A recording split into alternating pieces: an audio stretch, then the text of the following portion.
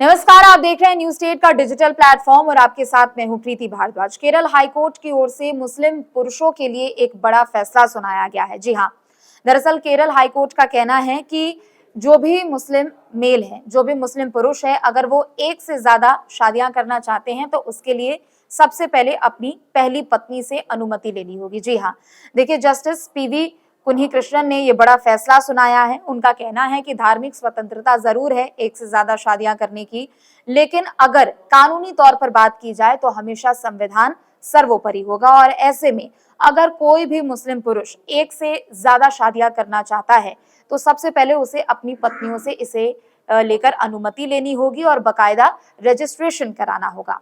सबसे पहले पूरा मामला क्या है ये आपको बता देते हैं।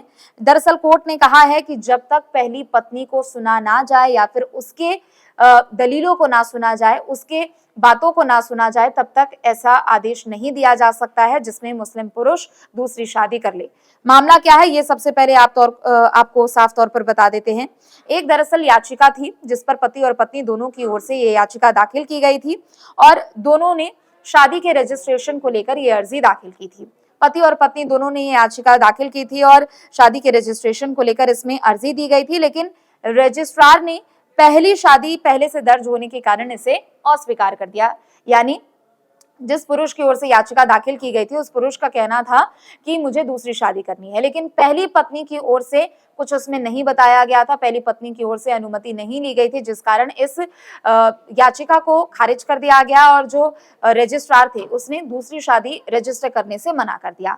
चूंकि दोनों के बच्चे भी हैं और ऐसे में उनके अधिकारों को भी लेकर रजिस्ट्रार की ओर से कहा गया और सवाल यहाँ पर खड़े किए गए, लेकिन याचिकाकर्ता जो पुरुष है उसकी पहली पत्नी जो है उसे इस मामले में अनुमति लेनी चाहिए थी, लेकिन पुरुष की ओर से अनुमति नहीं ली गई थी और अनुमति नहीं लेने के कारण दूसरी शादी का रजिस्ट्रेशन नहीं कराया जा सका। लेकिन कोर्ट की ओर से ये याचिका खारिज कर दी गई और कहा गया कि पहली पत्नी को मामले में पक्षकार होना चाहिए। अगर पहली पत्नी इसे लेकर इजाजत देती है, अनुमति देती है, तो फिर दूसरी शादी जो होगी उसको रजिस्टर किया जाएगा।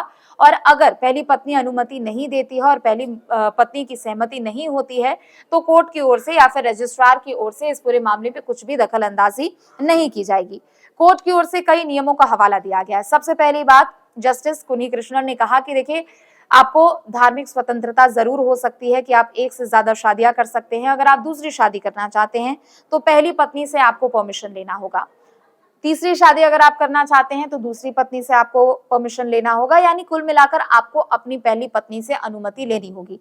चूंकि धार्मिक स्वतंत्रता आपको जरूर है, लेकिन जब भी कानूनन अधिकारी की बात यहाँ पर आती है तो हमेशा संविधान ही सर्वोपरि रहेगा और धार्मिक लिहाज से वहां पर आपकी स्वतंत्रता सीमित हो जाएगी और समाप्त हो जाएगी। इसके अलावा केरल मैरिज रजिस्ट्रेशन एक्ट 2008 के रूल नंबर 11 का भी हवाला दिया गया है, जिसमें बताया गया है कि रजिस्ट्रार को शादी का ब्यौरा जांचना और पहले से वैवाहिक स्थिति सुनिश्चित करना अनिवार्य है। यानी अगर किसी की भी ओर से यहाँ पर दूसरी शादी को लेकर याचिका दाखिल की जाती है या कोई भी व्यक्ति, कोई भी पुरुष दूसरी शादी की अर्जी दाखिल करता है और रजिस्टर कराने के लिए जाता है तो ये रजिस्ट्रार की जिम्मेदारी होती है कि उसको सब कुछ पहले से उसके मैरिज स्टेटस को देखना होगा, उसकी रिपोर्ट बकायदा देखनी होगी कि पहले से वो पुरुष जो शादीशुदा है वो किन परिस्थितियों में दूसरी शादी कर रहा है और अगर वो दूसरी शादी कर भी रहा है तो क्या उसकी पहली पत्नी की ओर से अनुमति दी गई है। Point number 1।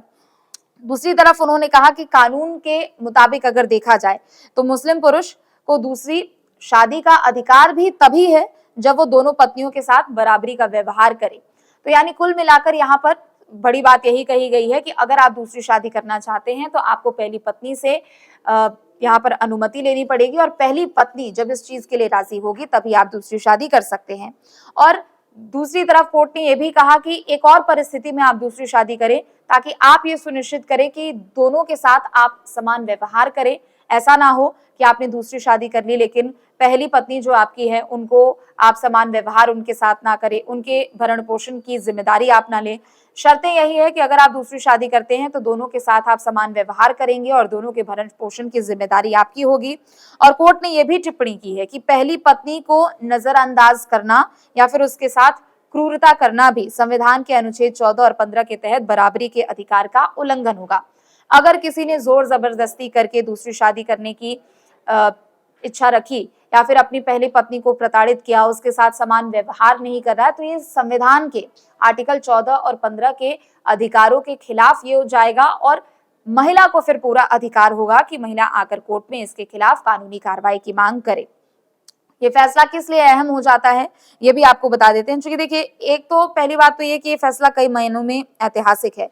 मुस्लिम पर्सनल लॉ को लेकर जो केरल हाईकोर्ट की ओर से आदेश दिया गया है, जो फैसला सुनाया गया है, उससे कुछ लोग इसका समर्थन भी कर रहे हैं, कुछ लोग इससे अपने आप को ताल्लुकात रखते भी है, कुछ इसका समर्थन भी कर रहे हैं, तो कुछ इसका विरोध भी कर रहे हैं।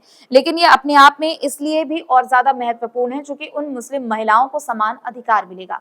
देखिए, हम एक ऐसे समाज में रहते हैं जहां पर महिलाओं के अधिकारों को लेकर बातें बेशक जरूर की जाती है, लेकिन उस पर सोच विचार नहीं किया जाता है। कई चीजें हमने ऐसे देखी है, कई केसेस हमने ऐसे देखे हैं जो कि महिलाओं को डांट डपट कर चुप करा दिया जाता है, उनकी बातों को उनको नहीं सुना जाता, अधिकारों की उनकी बात जरूर की जाती है, लेकिन कानूनी रूप से देखा जाए और जब कानूनी रूप से महिलाओं को अधिकार मिलने लगते हैं तो फिर वहां पर परेशानी खड़ी हो जाती है। तो ये फैसला इसलिए भी अहम है कि महिलाओं को समान अधिकार मिलेगा। कई बार हमने देखा है कि कोई भी पुरुष अगर वो दूसरी शादी करता है तो पहली पत्नी की जिम्मेदारी वो नहीं उठाना चाहता है, और अगर महिला के घर परिवार में कोई नहीं है, महिला अगर कमाने में सक्षम नहीं है, महिला अपना गुजारा नहीं कर सकती है, तो ऐसे में ये जिम्मेदारी पुरुष की ही होती है कि वो उसका भरण पोषण करे, उसके लिए कुछ ऐसी जिम्मेदारियां भी तय करे। तो ऐसे में इसलिए ये फैसला और भी ज्यादा अहम हो जाता है। दूसरी शादी का रजिस्ट्रेशन नहीं हो सकेगा। सिर्फ ये कह के रजिस्ट्रेशन नहीं हो सकेगा कि आप अगर कह रहे हैं, आप ये दलील दे रहे हैं कोर्ट में जाकर कि मेरा धर्म मुझे इजाजत देता है, तो सिर्फ इस पॉइंट पर, इस दलील पर आप दूसरी शादी नहीं कर सकते हैं कानूनी रूप से। क्योंकि जहां पर कानून की बात होगी तो कोर्ट ने यही कहा है कि वहां पर धर्म की बात नहीं होगी, वहां संविधान की बात होगी। बेशक शरिया कानून के तहत ये धार्मिक स्वतंत्रता आपको जरूर मिली है, लेकिन अगर मामला कोर्ट में है और मामला लीगल है तो वहां पर हमेशा संविधान सर्वोपरि होगा। इसके अलावा इसलिए भी ये सुनिश्चित करता है कि अगर दूसरी शादी को किसी भी तरीके से वैध नहीं माना जाता है और ऐसे में अगर महिलाओं के प्रति किसी भी प्रकार का अगर शोषण होता है तो उनके हित में ये आवाज उठाने के लिए काफी ज्यादा महत्वपूर्ण है। तो देखिए, धार्मिक स्वतंत्रता जरूर है, लेकिन अगर कानून की अगर बात यहाँ पर होती है, संविधान की बात होती है, तो वहां पर कानून के अनुरूप ही कार्रवाई की जाएगी। अब आपको बताते हैं कि आखिर इस्लाम में 4 शादियों की इजाजत क्यों है। क्योंकि हमने अक्सर लोगों को कहते सुना है, लोग कहते हैं कि इस्लाम में 4 शादियां करने की इजाजत है, हमें हमारे धर्म की ओर से ये इजाजत दी गई है। लेकिन क्यों इसके पीछे इजाजत दी गई है, क्यों इसके पीछे क्या कारण हो सकता है, ये भी देखिए आपको बताते हैं। इस्लाम में बहुविवाह यानी एक से ज्यादा शादियों की अनुमति जरूर है, लेकिन वो अनुमति सिर्फ इसलिए है कि कोई भी अगर महिला जो कि या तो विधवा हो, वो किसी के ऊपर आश्रित नहीं है, कोई उनके आगे पीछे नहीं है, कोई उनका घर परिवार नहीं है, तो अगर आप उनको समाज में एक समान अधिकार देना चाहते हैं तो उस नजरिए से आप एक से ज्यादा शादियां कर सकते हैं। लेकिन हाँ, अगर आप एक से ज्यादा शादी करते हैं तो ये भी आपको सुनिश्चित करना होगा कि आप उन सभी महिलाओं के साथ समान व्यवहार कर रहे हैं, उनमें से किसी के साथ आप गलत नहीं कर रहे हो, किसी को आप प्रताड़ित नहीं कर रहे हो। और ये इसलिए भी जरूरी है, एक से ज्यादा शादियों का रिवाज इसलिए भी है कि समाज की नजर में जो महिलाओं की इज्जत है, महिलाओं को जो सम्मान हो वो बढ़े। सिर्फ इस वजह से महिलाओं की इज्जत कम ना हो, उनका सम्मान कम ना हो क्योंकि उनके साथ कोई पुरुष नहीं है या उनके साथ उनका कोई पति नहीं है। तो इस नजरिए से धार्मिक स्वतंत्रता जरूर मिली है, लेकिन जब जब कानून की बात आएगी तो संविधान के अनुकूल ही यहाँ पर कार्रवाई की जाएगी। और इसीलिए केरल हाईकोर्ट ने यह फैसला सुनाया है कि संविधान के तहत ही कार्रवाई होगी। और अगर आप एक से ज्यादा शादी करते हैं, दूसरी, तीसरी, चौथी शादी करते हैं, तो आपको पहले अपनी पत्नी से, अपनी पत्नियों से अनुमति लेनी होगी, और अगर उनकी अनुमति होगी तो ही आप शादी कर सकते हैं, वरना रजिस्ट्रार को भी जिम्मेदारियां यहाँ पर तय करनी होगी। फिलहाल के लिए बस इतना ही। आप देखते रहे न्यूज स्टेट। नमस्कार। जहाँ भक्ति है हर शब्द में, कथाओं में छुपे हैं दिव्य रहस्य और ज्योतिष देता है जीवन को दिशा। धर्म से जुड़ी हर बातों को जानने के लिए हमारे चैनल स्तुति को सब्सक्राइब करें। चैनल पर जाने के लिए इस लिंक पर क्लिक करें।